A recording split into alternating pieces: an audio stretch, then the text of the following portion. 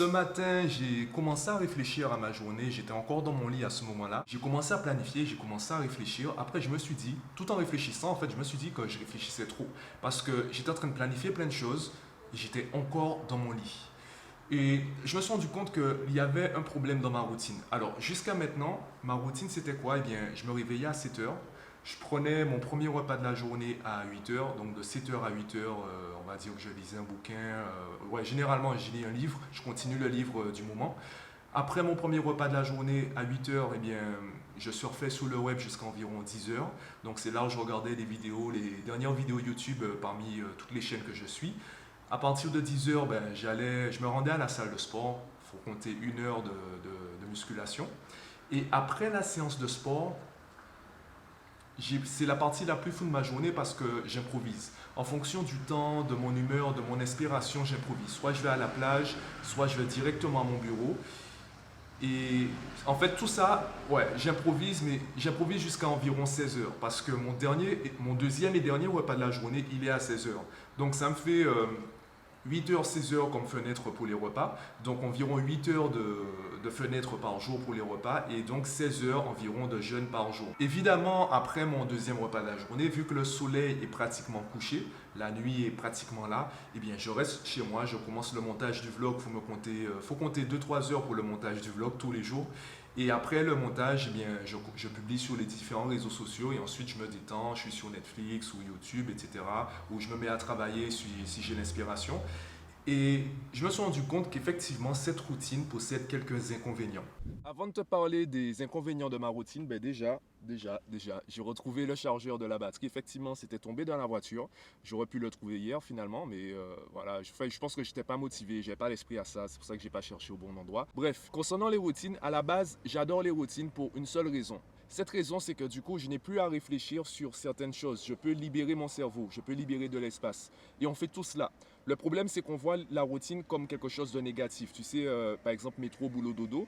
Et d'ailleurs, il est dit, il y a plus de chances que tu fasses un accident, on va dire un accident léger, quand tu es près de chez toi que quand tu es dans un coin perdu. Ça a du sens parce que quand tu es près de chez toi, tu as une certaine routine et du coup, tu perds en vigilance. Tu sais qu'il faut tourner à droite, il faut tourner à gauche. À un certain moment, il y a des enfants qui traversent la rue généralement. Donc, tu as certains automatismes et du coup, ton cerveau n'a plus à réfléchir au niveau de certaines actions.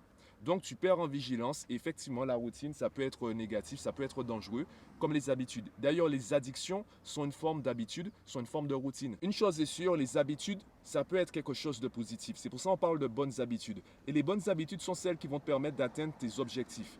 Et donc, ma routine, je fais en sorte qu'elle puisse m'aider à atteindre mes objectifs en réfléchissant moins à certaines actions. Alors, ce qui n'allait pas dans ma routine, et je pense que je peux simplifier le tout avec ces deux inconvénients, je pense que ce sont les deux inconvénients majeurs. Le premier, c'est que je ne voulais pas rentrer chez moi avant 16 heures. Et ça m'obligeait à partir de chez moi avec toutes mes affaires. Pour vraiment m'empêcher de rentrer chez moi en milieu de journée, il fallait que, au moment d'aller à la salle de sport, parce que je commençais avec la salle de sport, au moment de partir à la salle, il fallait que toutes mes affaires soient présentes dans la voiture. Et tu imagines bien qu'avoir son ordinateur dans la voiture à midi lorsqu'on est à la plage ou même durant la séance de sport, ce n'est pas très malin. Et justement, en fait, tout cela faisait que je stressais le matin parce qu'il fallait que je prévoie, fallait que je planifie ma journée en prenant en compte la contrainte qui est je ne dois pas rentrer chez moi avant 16 heures. Et justement, le deuxième inconvénient, c'était que mon deuxième repas est à 16 heures. Je veux m'empêcher, ou du moins, je veux manger chez moi. Je veux éviter de manger à l'extérieur, puisque c'est des frais supplémentaires. La conséquence directe, c'est que ma journée, en fait, elle est de 10 heures à 16 heures. Dès que je sors de chez moi, vers environ 10 heures, eh bien, j'ai jusqu'à 16 heures pour tout faire. J'ai jusqu'à 16 heures pour aller à la salle, pour aller à la plage, aller à mon bureau, faire le vlog, travailler si possible.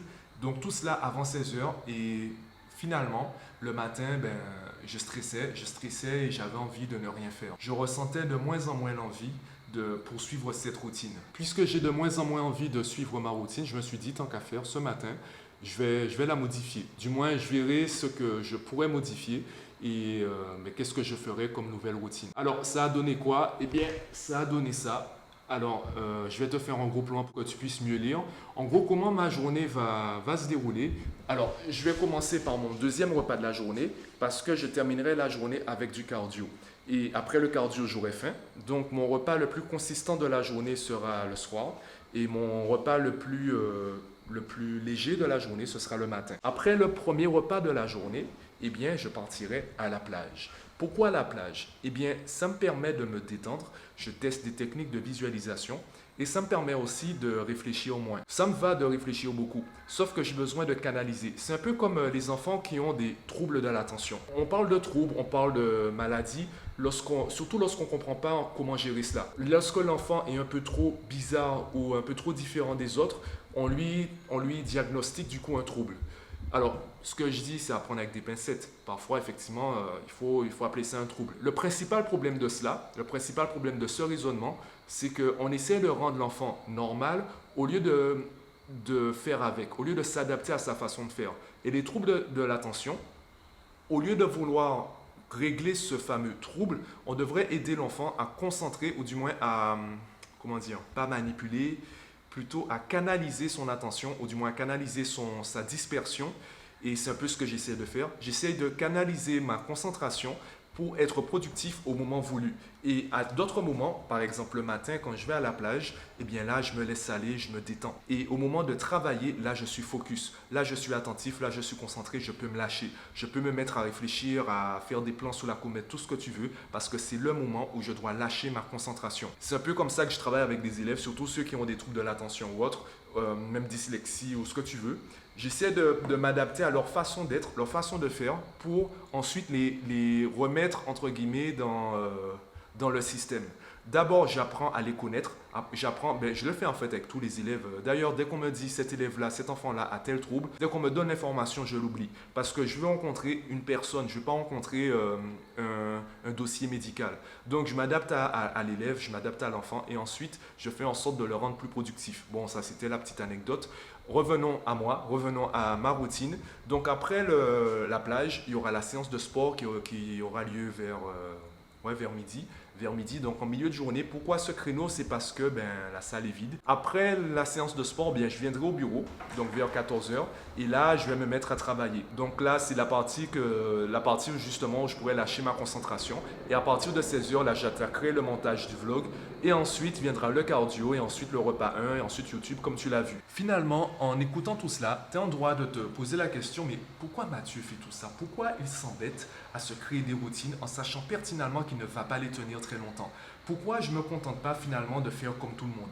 En fait, personne ne devrait faire comme tout le monde. Je t'avais déjà parlé des différents chronotypes. Tu as le lion, l'ours, le dauphin et le loup. On a tous des pics d'énergie, de productivité différents dans la journée. Donc si ton patron te dit de taper un rapport à 11 h du matin alors que ton pic il est plutôt vers 16 h, 17 h, si on réfléchit vraiment à l'intérêt de l'entreprise, il vaut mieux que tu lui dises non à 11 h et que tu lui dises je le ferai à 16 h. Parce que si tu essaies de le faire à 11 h, qu'est-ce qui va se passer? Tu vas procrastiner de 11 h à 16 h et à 16 h tu vas travailler dans l'urgence parce qu'il faut remettre le rapport à 17 h. Pour vraiment rentabiliser le temps, il est intéressant de regarder, de planifier sa journée en fonction de ses pics de productivité. Donc la plage par exemple, ça me permet de me dire à ce moment-là, non, Mathieu, arrête, ne pense pas au boulot, là tu te détends et tu vas commencer à travailler après. Je veux être prêt pour mon créneau de travail, je veux être prêt pour ce pic d'énergie, de productivité que j'ai dans la journée et je veux arrêter de me disperser. Donc c'est ce que j'essaie de faire avec ma routine.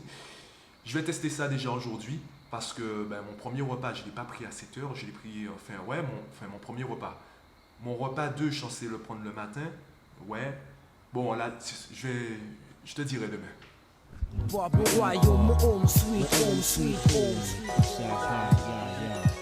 Pour l'amour du rap, pour l'amour du mic, j'ai préféré être dans les bacs que sur les bancs de la fac. Chaque projet de ma vie prend enfin forme.